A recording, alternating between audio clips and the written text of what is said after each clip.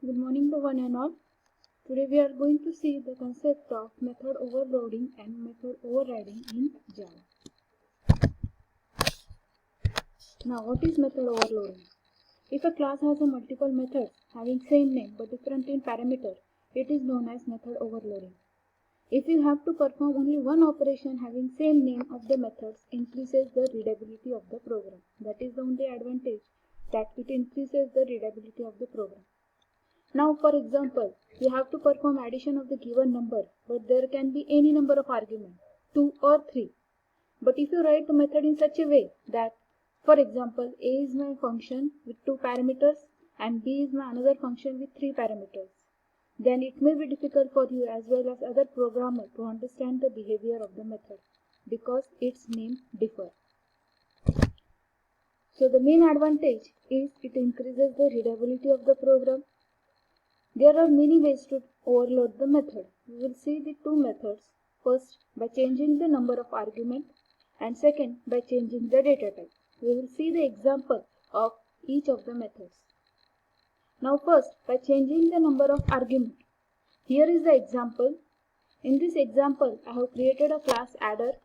In that I have two functions with the same name, add. But in the first function, I have two parameters, a and b, which will return the value of addition of both the numbers. And in my second function, I have three parameters which will return the value of addition of three numbers. Now here, first add will perform addition of two numbers and second will perform addition of three numbers. And then here, in another class, I have my main method in which I am calling the first method with parameters and second method with three parameters. And here, the system will run both the functions and you will get the output 22 and 33. Now here, as we are calling first with two parameters, it is going to call only the one function which is having two parameters, accepting two parameters, and it will give the result. In such a way, you can overload the method with the same name, add.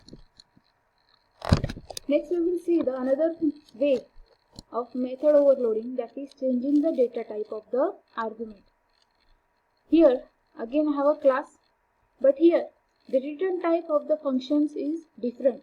The first add is going to return the value int, which is going to perform addition of both the numbers, and second one is going to return the value of type double. So here we can overload the method name is same, but the returning parameters are different. So here we are changing the data type of the argument. Now here, after executing the print statement, the first it is going to call the first function which is going to return the value 22, and the second statement it is going to return the value of type double, that is 24.9. So these are the two ways where we can perform the method overloading concept. As I have told, first by changing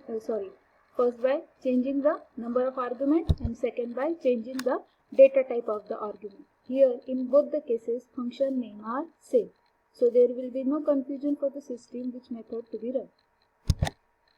Now there are many questions which arises, like can we overload the Java main method? Yes, we can perform the method overloading on main method also. But here, how many methods? You can write number of main methods, but the JVM is going to call only the method in which we are passing the string array as an argument. Now we will see the example over here. Here is my class. Here is my main method, where I am passing string array as a parameter. It will going to print the statement main with string. Now this is my another main. Here there is a string, but it is not with a array as a argument. Now in the third one, there is no string also. We are not passing any of the parameters.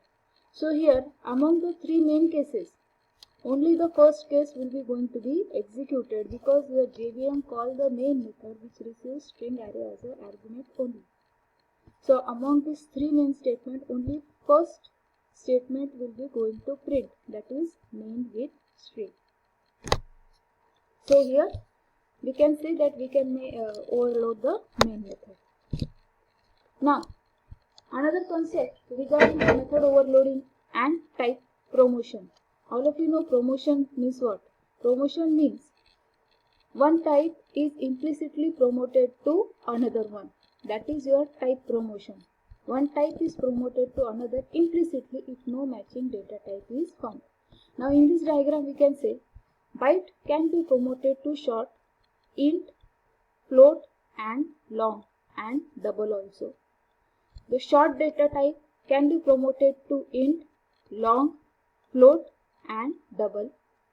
The character data type can be promoted to int, long, float and double and so on.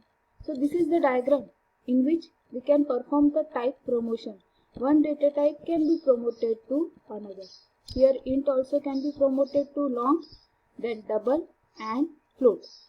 Float can be promoted to only double. So I think I have cleared with the idea what is type promotion.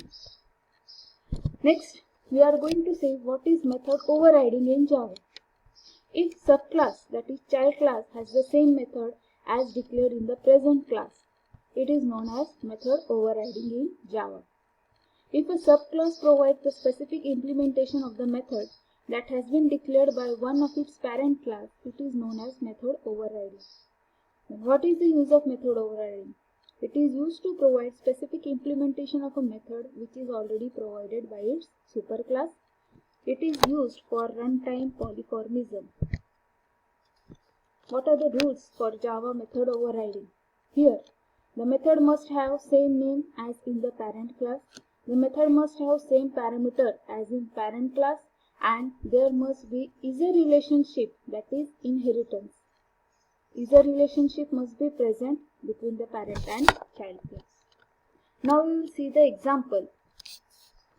Now here, in this example, we have to define the run method in a subclass as defined in the parent class, but it has some specific implementation. Now here, this is my main class in which I have one function which is going to print the statement vehicle is running. Now here is my child class. As I have already told that there should be a relationship, so you have to use the concept of inheritance. Another class is bike2, that is the child class. Now here same method is applied, so this is overriding concept, and it is going to print the statement bike is running safely. Now this is my main function. As I have created the object of only child class, here we have created the object and we are executing the run function of our child class. So in the output, we will get the statement bike is running safely. The name and parameter of both the methods run and run are same, and there is a relationship between classes. So this is the concept of method overriding. So in method overriding, we have to use the concept of inheritance. The function should have same name, and then we can perform the concept of method overriding. Here, the real life example of method overriding is of type bank. Each and every bank has its own rate of interest. Depending, now bank is same, only the rate of interest is different. Now here this will be my main class and this will be my child class. For example, SBI rate of interest is different, for ICICI rate of interest is different, and for Axis rate of interest is different. So rate of interest, these are my functions which I have overridden with different child class. Now if SBI is going to access rate of interest, it will print the value 8%, for ICICI it will be 7%, and for Axis Bank it is 9%. So each bank is going to display different value for one function. Now this is the real life scenario where the concept of method overriding is applied. Got the difference between what is method overriding and what is method overloading. We will see the difference between method overloading and method overriding. Now, what is the main advantage of method overloading is, it is used to increase the readability of the program. While method overriding is used to provide specific implementation of the method that is already provided by its superclass. Now, next point of view is method overriding is performed within the class, but method overriding occurs in two classes where inheritors exist. There is a relationship that is present between parent class and child class. In overriding, parameters must be different, but here in overloading, parameter must be different, but in overriding, parameter should be same. In method overloading, it is the example of compile time polymorphism, while method overriding is an example of runtime polymorphism. This is also the main difference. In Java, method overloading cannot be performed by changing the return type of method. Return type can be same or different in method overloading, but you must have to change the parameter. Parameter should be different. Return time can be same or different in method overriding. But in case of method overriding, return type must be same or covariant in method overriding. Now these are the basic points which gives us the difference between what is method overloading and what is method overriding in Java.